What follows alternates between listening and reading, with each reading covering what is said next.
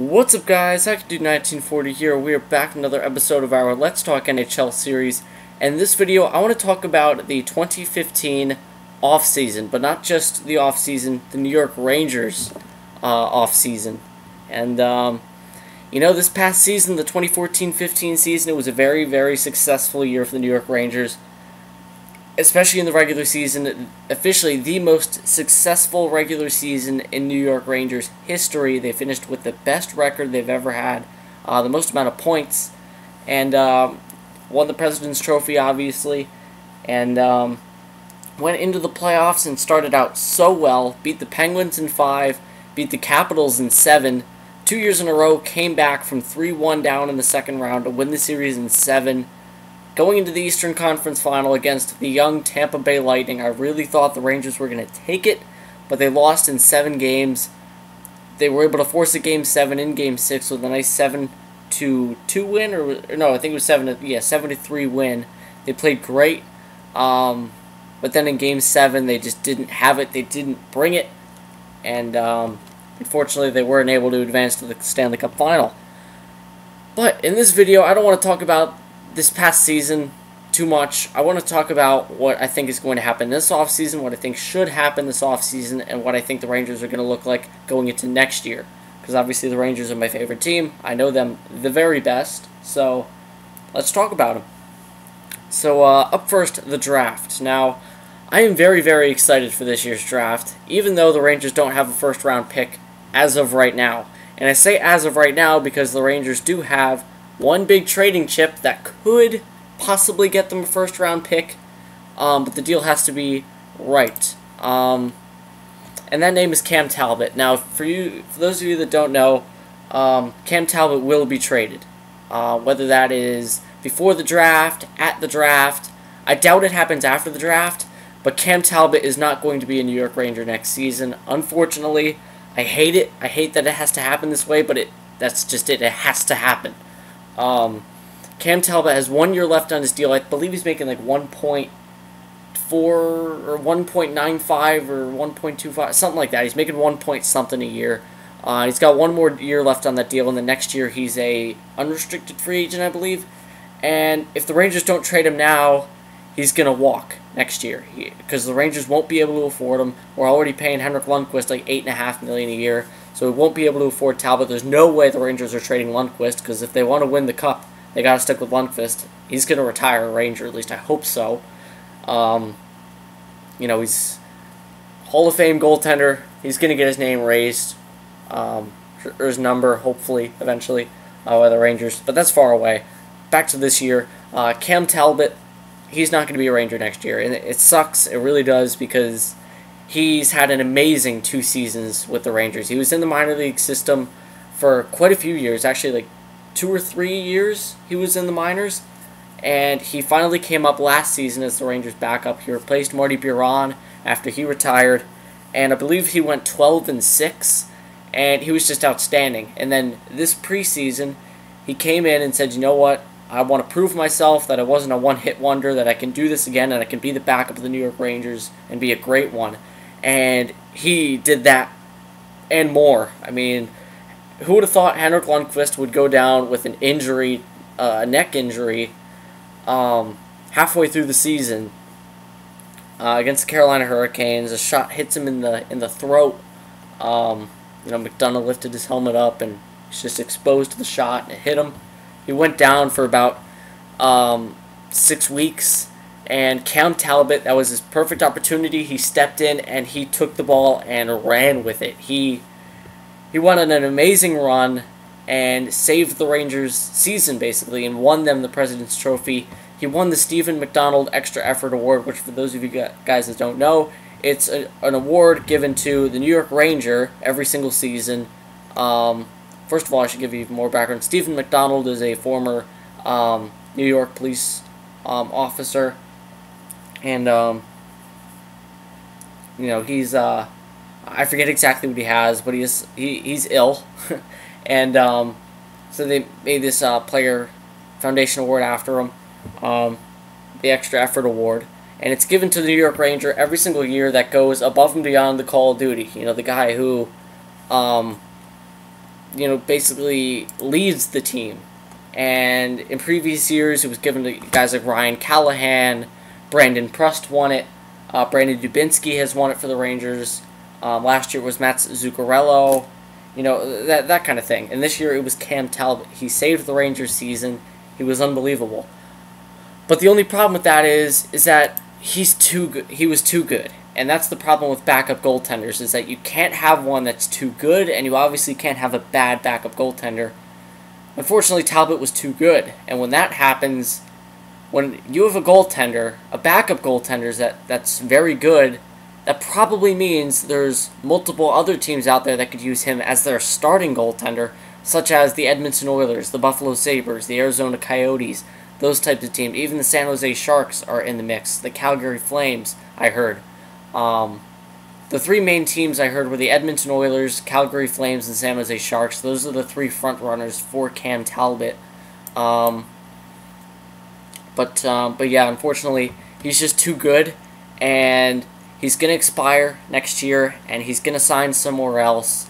Not only that, but his trade value is at its highest right now. They can sell him to a team where he can be a starter. That's how valuable he is right now. And with the upcoming draft, the Rangers don't have a first-round pick. This is still the draft that they're paying off for St. Louis. Next year, they're paying off for Yandel.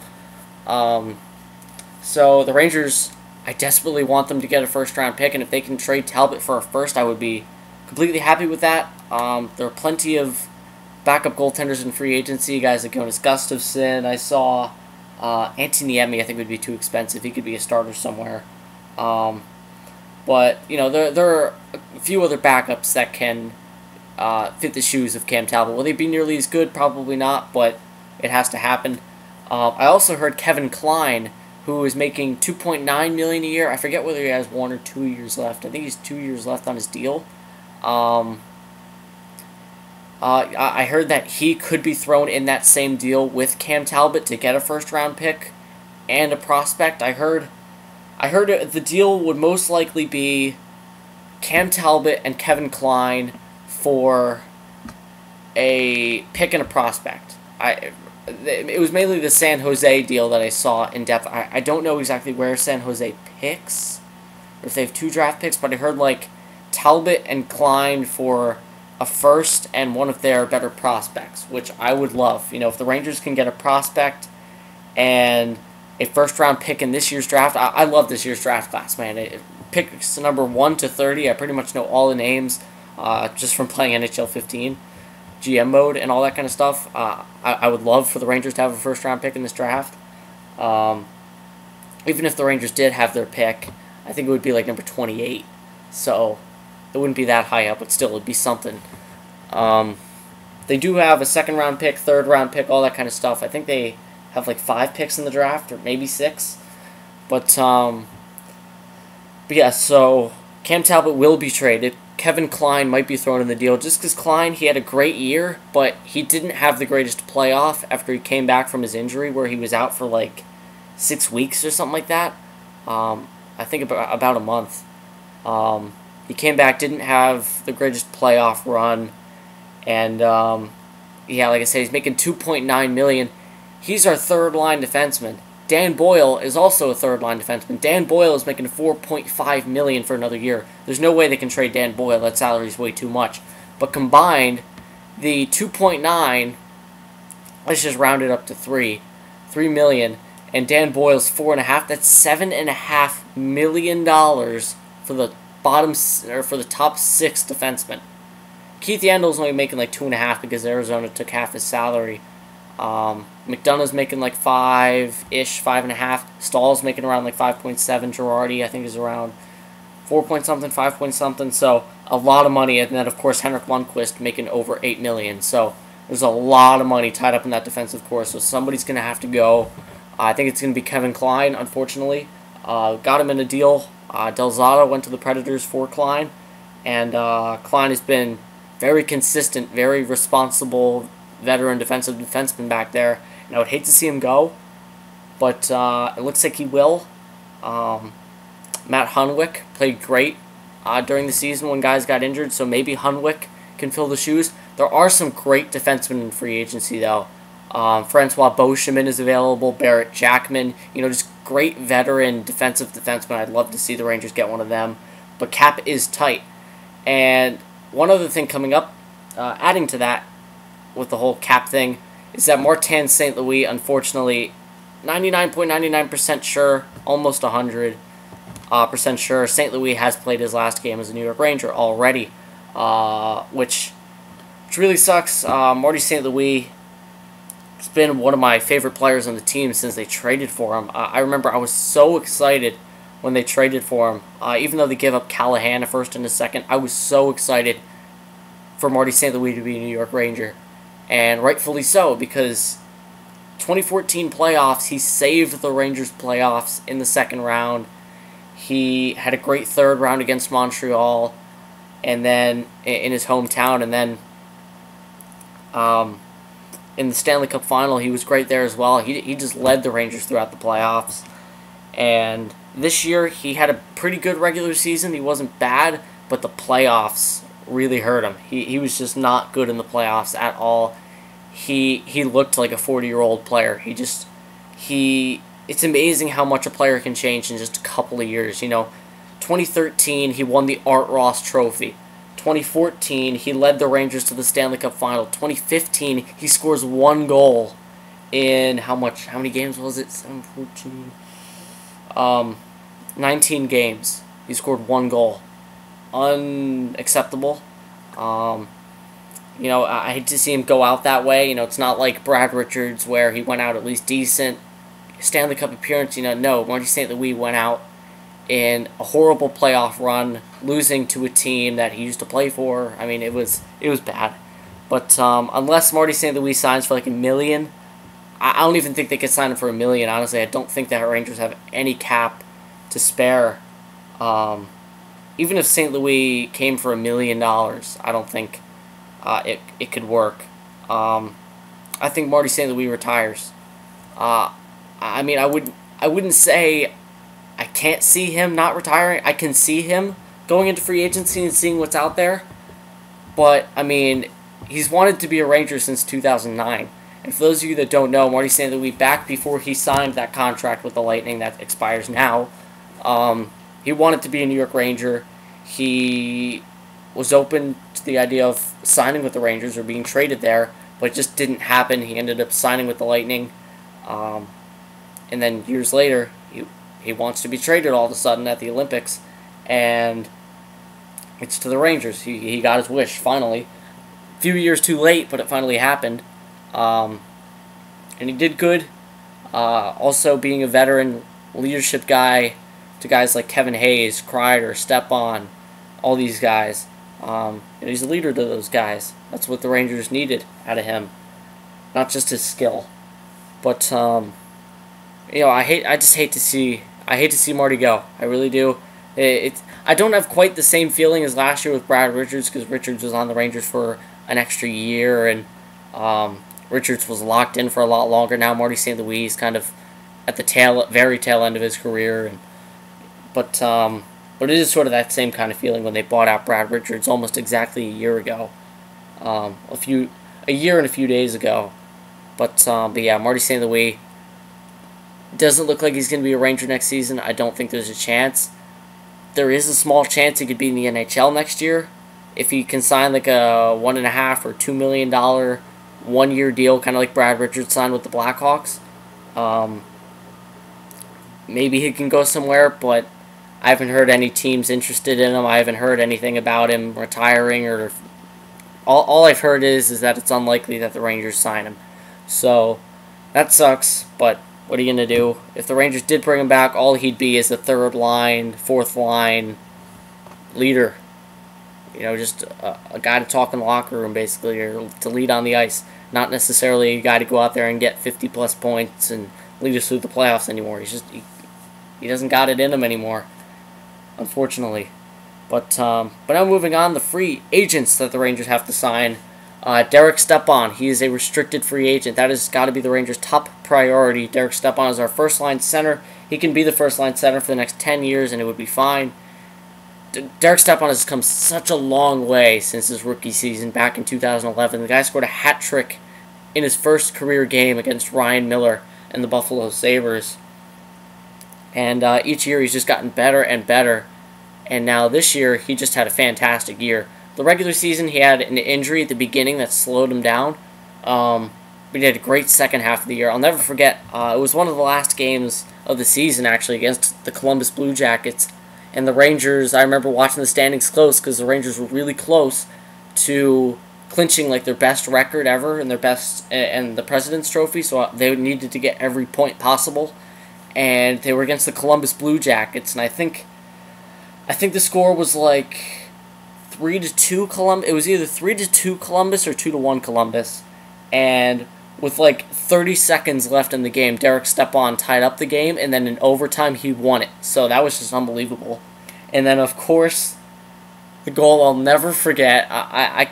That's an instant replay, kind of like the Marty St. Louis goal from last year in Game 5 against the Canadiens, where he sniped it on Dustin Tokarski. This is a highlight reel I'm gonna watch for the rest of my life, pretty much. I mean, he wins the face-off back. Keith Yandel pass back to Girardi. Girardi one time basically on the net. Holtby, the rebound comes right out to Stepan, rips it top shelf.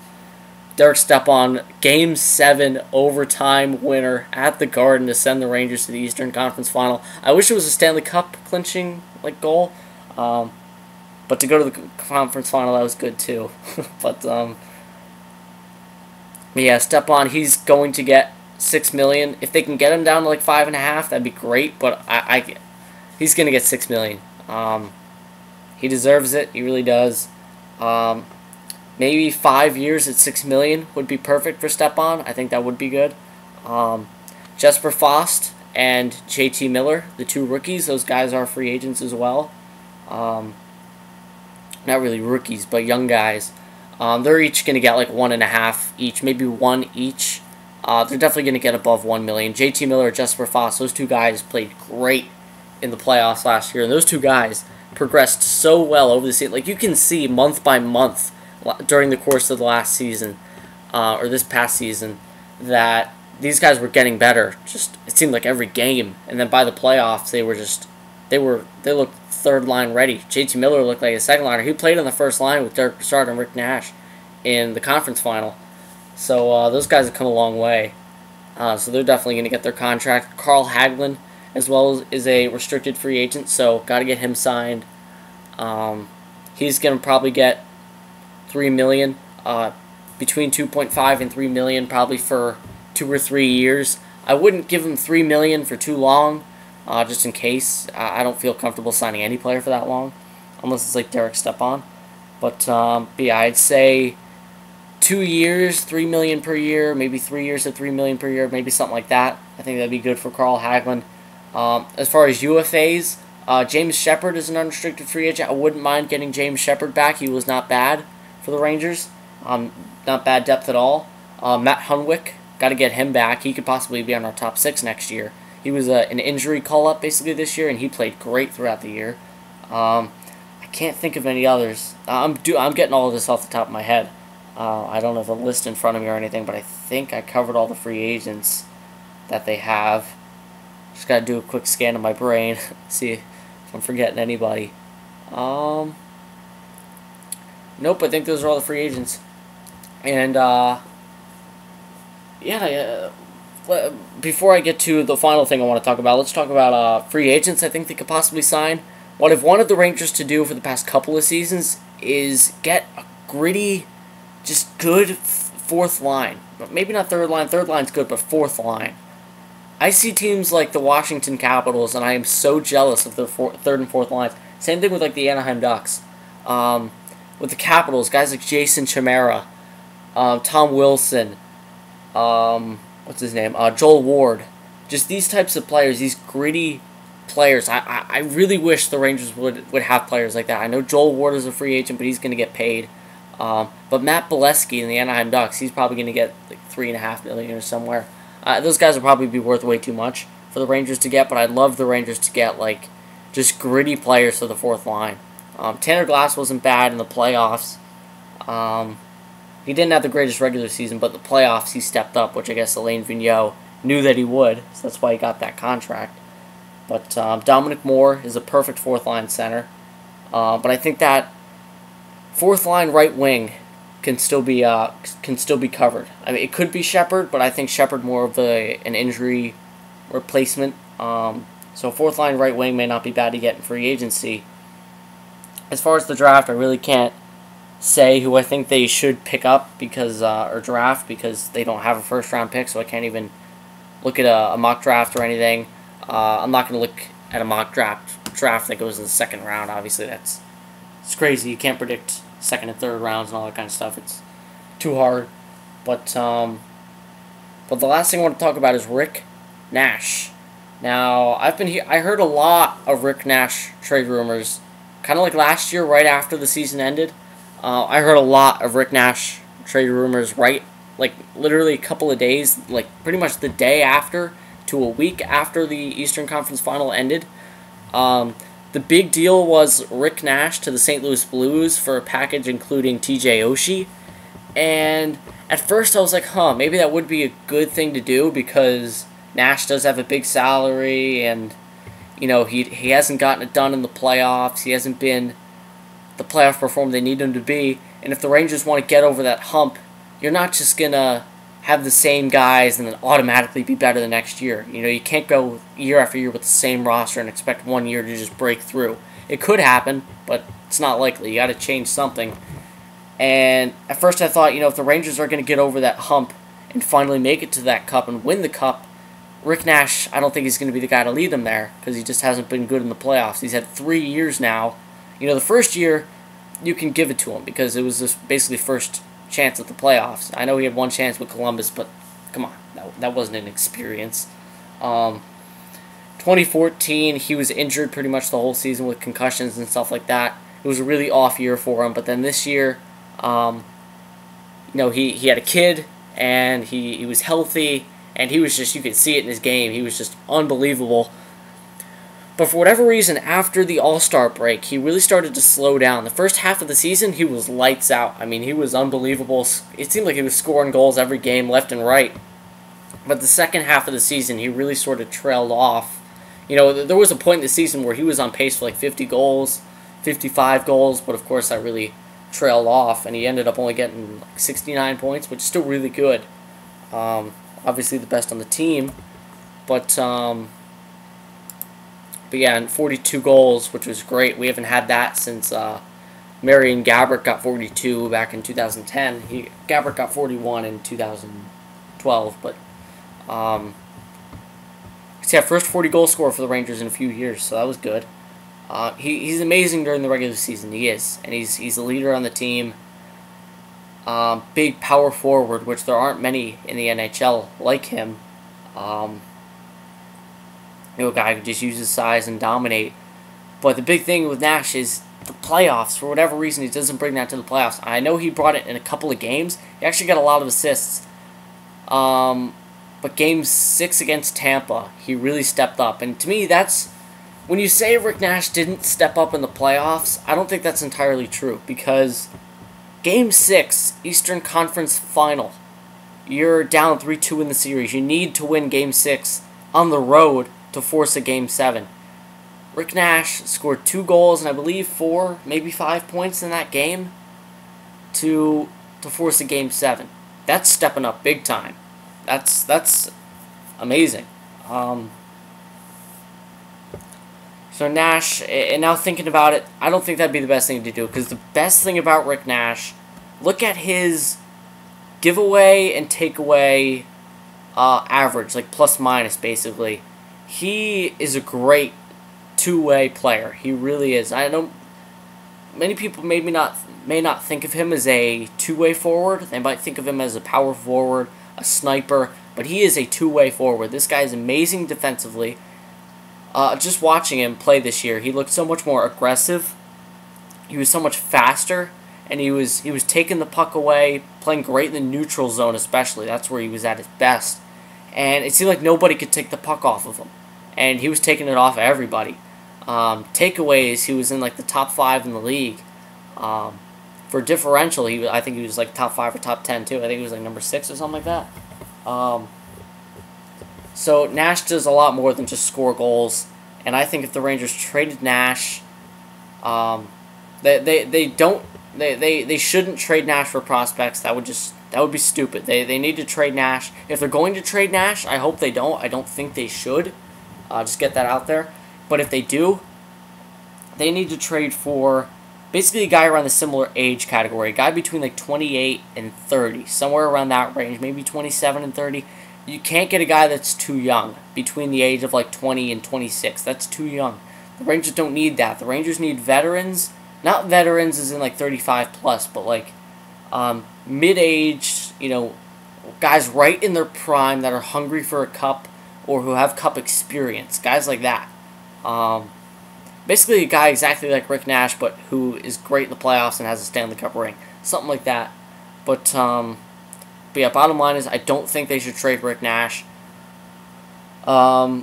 Basically an overview, I think for sure the Rangers are going to trade Cam Talbot. Hopefully they can trade Talbot and Klein for a first and a prospect.